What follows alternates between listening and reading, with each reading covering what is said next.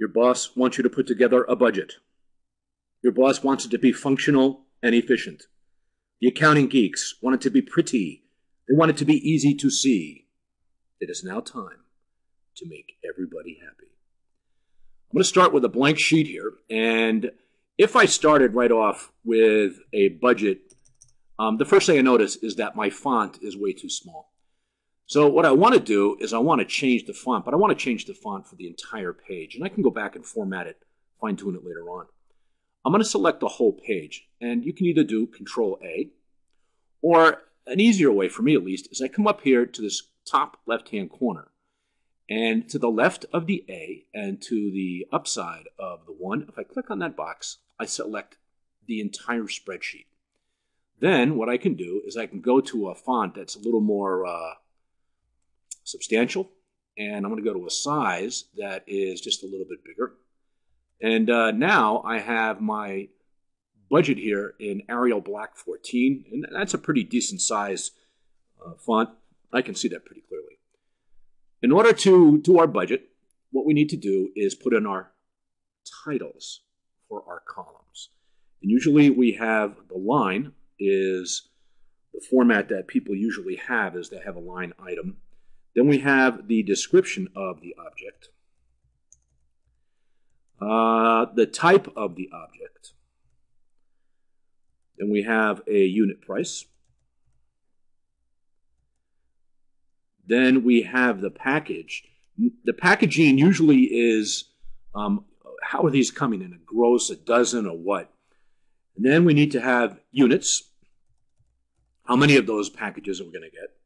And then we're going to get the cost, which will be the amount of money we need to buy X number of units in a certain number of packages at a given price.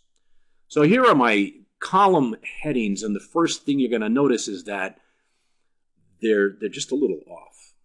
Some of these columns, like here, column C is plenty wide, but some of these others are not. So what we can do is this. If you want to change the width of one column, so I'm going to go up here and change this column B, because I want the description word here, I want that to be fully visible. So you could, if you wanted to, you could come up here and mouse over the right-hand side of the boundary between the letter B and C. And you see that I get this double-pointed arrow. If I click on that, I can drag my width anywhere that I like. That's pretty good. That's pretty good. But if you just simply double-click on it, it will auto-fit this for you.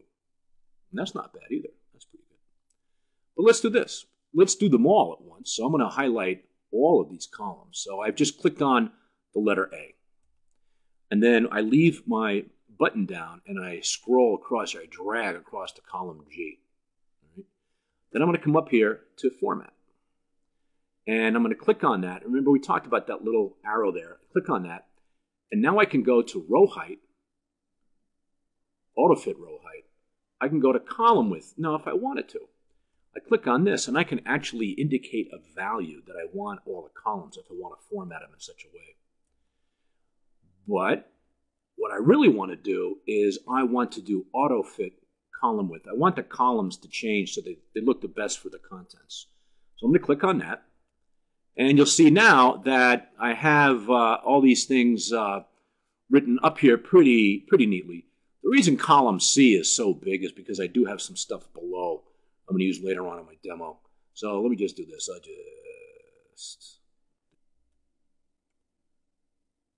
So let's start here, and we're going to indicate this line as line item number 1.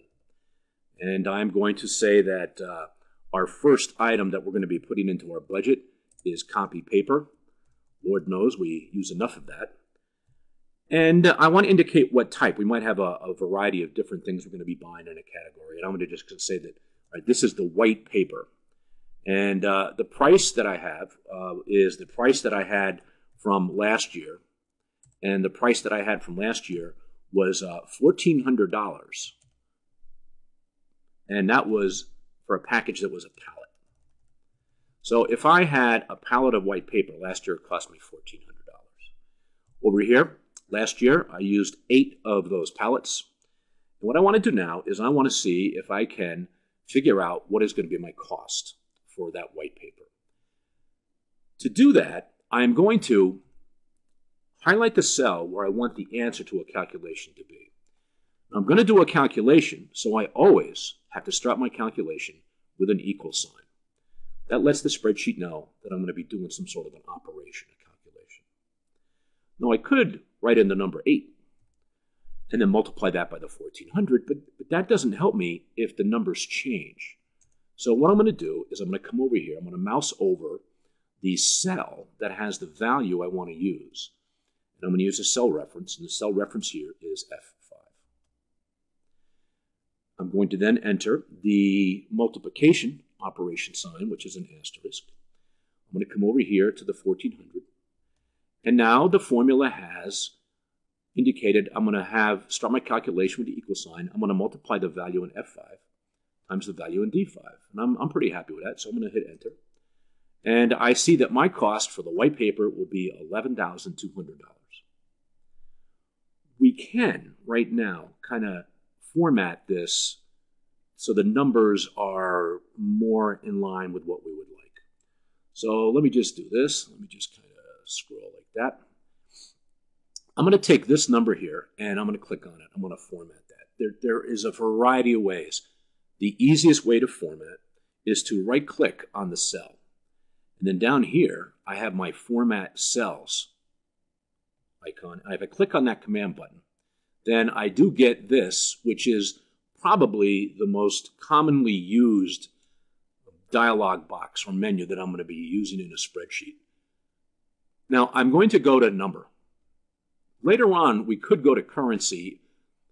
A lot of people don't like having currencies in their budget to the very last item. So let's go to number, and I'm going to use 1000 separator. When I do that, you can see that I now have my 1400 with the 1000 separator, but I have my decimals out to 2 decimal places, and in a budget that's usually inappropriate. So I could, if I wanted to, I could click on this, right-click on it, and go back to that menu. Or what I can do is I can come up over here to Format, and I can come down here to Format Cells. That is the same thing that I had from before, and I can go to decimal places and just go to 2, 1, 0, and it gives me a sample item up here. These are my choices of what I have, how I want to express a negative number. I'm not going to do that right now. So I'm going to click on OK. And now you see that my value here is in 1400 with a comma. Now I've got my 1120 with a comma. And maybe at this point, because it's out toward the end, I might want to have that listed as currency. So I could go back either of those two ways to format this, or a simple way is to come right up here into the number group of the Home tab. Click on that, and then I automatically change the value that I've selected to dollars, to have the dollar currency on there. Oh, but then again, I still have these 2 decimal places. So if I come up here, you'll see that I am going to mouse over the button that decreases the decimal. So you see how it goes from 2 decimal places to 1? Every time I click on this, I'm going to lose a decimal place to the right. So here, if you wanted it, you could have a currency sign out here by the cost.